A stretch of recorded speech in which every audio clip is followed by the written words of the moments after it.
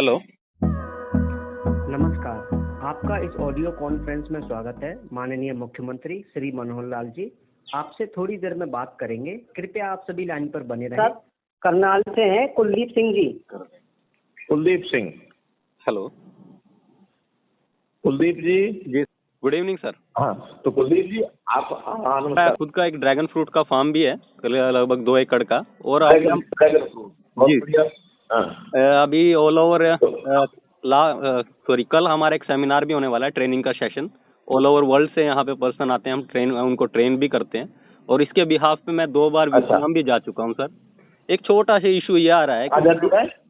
हाँ, कहाँ जा चुके हैं? Vietnam sir. अच्छा, वियतनाम। हाँ हाँ जी, क्योंकि लार्जेस्ट प्रोड्यूसर है वियतनाम ड्रैगन फ्रूट में, तो उसके बिहाफ पे हम गए थे। इंडियन एम्बेसी ने काफी हेल्प की हमारी इसके बिहाफ पे।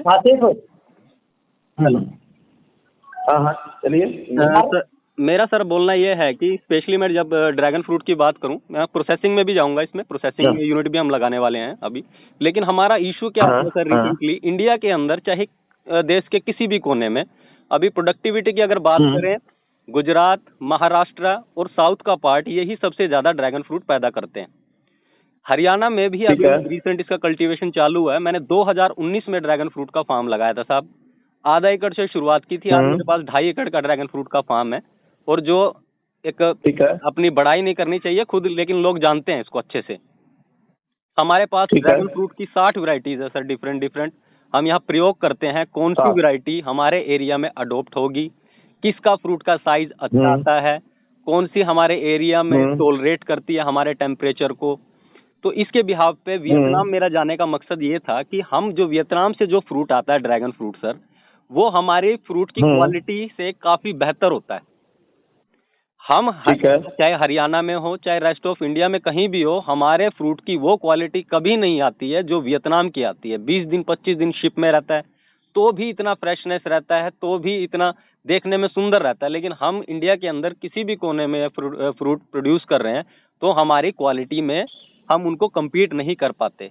चाहे बात एक्सपोर्ट, उसका कोई कारण ढूंढा क्या आपने? उसको कैसे ठीक कर सकते हैं वो बताइए ना। जी सर, उसका कारण ये है कि उनकी जो प्रैक्टिसेस होती है, क्योंकि हमारे इंडिया के अंदर ये अभी रिसेंट ही ये ड्रैगन फ्रूट का कल्टीवेशन चालू हुआ है। जैसे आपने रिसेंट उसकी सब्सिडी भी घोषित की थी रिसेंटली। तो इसके बिहाफ पे मेरा बोलना यह है कि सर वहाँ पे जो प्रैक्टिसेस होती है हमारे फार्मर वहाँ जा नहीं पाते, क्योंकि इसको अप्रोच नहीं है। दूसरा, बेचारे फाइनेंशियली इतने स्ट्रांग नहीं हो पाते। मान लीजिए मैं सर चला गया, क्योंकि मैं फाइनेंशियली थोड़ा सा स्टेबल हूँ, तो मैं चला जाता हूँ। अब मैं दोबारा से जा रहा हूँ 14 दिन के लिए, फार्मर के पास स्टे करके वहाँ उनकी डेली प्रैक्टिस देख के वो चीजें हम यहाँ इम्प्लीमेंट करते हैं। मेरा बोलने का मकसद सिर्फ इतना है सर, जहाँ हम वियतनाम जा रहे हैं, हम ताइवान जाना चाहते हैं, इजराइल जाना चाहते हैं, हमारा आपसे कम से कम थोड़ा सा सहयोग चाहिए ताकि हम वो प्रैक्टिस अपने इंडिया के अंदर लेके आए, हमारे किसान भी आगे बढ़े और हम वियतनाम को कम्पीट कर दे ड्रैगन फ्रूट मार्केट में। अच्छा, ये बताइए, इस काम के लिए वियतनाम ताइवान जाते हैं जी सर, तो आने जाने का कितना खर्च हो जाता था? मैं सर जो लास्ट गया था, मैं 23 मार्च से 28 मार्च के बीच गया था। मेरा खुद का पर्सनल एक्सपेंस, वीजा वगैरह सब कुछ लगा के, होटल वगैरह का, उसके अंदर मेरा जो खर्चा आया था सर 40 से 45 हजार रुपये आया था, सिर्फ 3 से 4 दिन का। 45,000 का। यानी अगर हम इसकी व्यवस्था कर दें किसानों के लिए, हर किसान के लिए 40-50 हजार रुपए की, तो किसान इसमें जाकर के कुछ सीख के आ सकते हैं। सीख सकते हैं सर, हमें रेवोल्यूशन लेके आ जाएंगे इंडिया के अंदर में। नहीं, मैं तो कह रहा हूँ, हम मानो आपके कहने पर हमको एक स्कीम बनाते हैं कि भी जो वियतनाम जाएगा या ताइवान जाएगा या इस प्रकार के और देशों में किसान जाएगा और कुछ ट्रेनिंग लेके आता है वो 4 दिन 5 दिन के लिए, तो हम उसको 50,000 की कोई एक सब्सिडी अगर देते हैं तो उससे काम चल जाएगा। क्यों नहीं चलेगा साहब।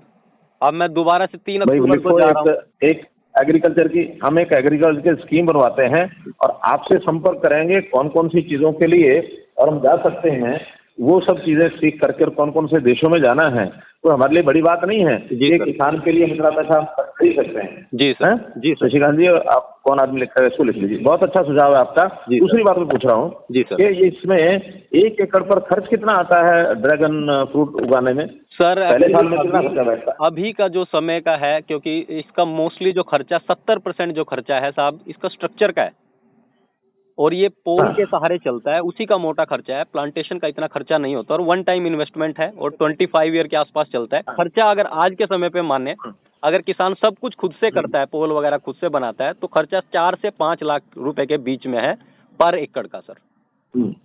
पर एकड़ का जी। ये कितने साल तक स्ट्रक्चर खड़ा रहता है? ये सर 25 से 35 साल का इसका ऑन पेपर 25 साल रिकॉर्ड है इसका, वैसे 35 साल तक ये चल जाता है सर। 25 साल चल जाता है जी। अच्छा, जब बाकी खर्चा लगा करके जो फसल का लगाते हैं बाद में 3 साल बाद इसकी इनकम शुरू हो जाती है? नहीं सर, 1.5 साल में इसकी इनकम शुरू हो जाती है और अपनी लागत जो इसमें 1.5 साल में? हाँ जी सर, 14 से 16 महीने में ये अपनी इनकम देना चालू कर देता है। एक पीक समय पे यानी चौथे साल में ये 10 टन माल देता है 1 एकड़ में। अगर हम आज का मार्केट कितने का मिल जाता है? कितना 1 एकड़ का कितना मिल जाता है हमको? 10 टन में कितना पैसा मिल जाता है? अगर आज का मार्केट का भाव, एक होलसेल का भी भाव पकड़े, आजादपुर दिल्ली मंडी का कम से कम पकड़े 100 रुपया पर किलो है सर। 10 लाख रुपया एक किसान आराम से कमा सकता है। हम इससे कहीं ज्यादा कमा रहे हैं। 10 लाख रुपया एकड़ का कमा सकता है? जी सर। अब देखिए, मैं बिल्कुल सबके सामने एक मिनट सबके सामने एक बात बता रहा हूँ मैं आपको। जी साहब। हमारे लोगों ने खर्चे का तो बता दिया था कि भी 4 लाख रुपया स्ट्रक्चर खर्च होता जी। तो उन्होंने इसको कहा कि ये सब्सिडी देंगे। मैंने कहा कि देखिए, सब्सिडी 4 लाख रुपया एकड़ हम नहीं दे पाएंगे, क्योंकि बड़ा काम अगर करना है तो हम 4 लाख रुपया एडवांस कर सकते हैं जी। और एडवांस करने के बाद उसको 3 साल के बाद उसका हर साल का 2 लाख रुपया लेकर के और 3 साल के बाद 2 साल में उससे वापस ले लेंगे। जी, तो जी। उस प्रकार से हम एडवांस करने में दिक्कत नहीं है। इसको हम चाहे कितने किसानों को कर सकते हैं, लेकिन 4 लाख रुपया सब्सिडी 1 एकड़ पर देना आपको भी लगता होगा कि ये हम कितना संभव हो पाएगा? नहीं, 4 लाख का तो सर पॉसिबल बिल्कुल भी नहीं है। हम ये भी नहीं बोल रहे कि आप 4 लाख का इन्वेस्टमेंट करवाइए अपनी तरफ सरकार की तरफ से। हमारा बोलना साहब इतना है कि हम ये टेक्नोलॉजी, ये टेक्टिक्स हम एडवांस कर देंगे, जब उसकी इनकम शुरू होगी तब लेना शुरू करेंगे। जी जी जी जी जी, बेहतर लोन के रूप में एडवांस कर देते हैं। जी जी जी जी। क्योंकि सर आज के समय पे साहब, आज के समय पे सबसे बड़ी समस्या ये है कि सर जो छोटा जमींदार है बेचारे के पास पूंजी नहीं है, और जो बड़ा जमींदार है उसके अंदर करने की हिम्मत नहीं है, क्योंकि ये मेहनत का काम है। हम दोनों बात करेंगे ना जी। देखिए, छोटा किसान है, उसको हम बाहर ट्रेनिंग के लिए भी ले जाएंगे। जी जी। उसके पास पूंजी नहीं है, हम उसको पैसा एडवांस करेंगे, लोन का करेंगे, लेकिन जब उसकी इनकम है तब तो वापस दे लेंगे ना उससे। जी सर, जी सर, जी सर। हाँ, तो ठीक है, मैं एक योजना बनाऊंगा, आपको मैं मिलने के लिए अपने आदमियों को भेजूंगा। आप करनाल में कर रहे हैं ना? जी सर, घरौंडा कस्बा है, आपकी सिटी के नजदीक ही है। हाँ, तो बस ठीक है। तो अनीश जी, नमस्कार सर। अनीश, हाँ नमस्कार, अनीश यादव, इनको बुला करके, हाँ कुलदीप जी को बुला करके, अनीश सर जानते हैं सर मुझे, जानते तो ठीक है। एक बार मैं आता हूँ तो उनको बुलाइए, सारी योजना बनाते हैं। ठीक है जी, बिल्कुल सर। बहुत बढ़िया, बहुत धन्यवाद।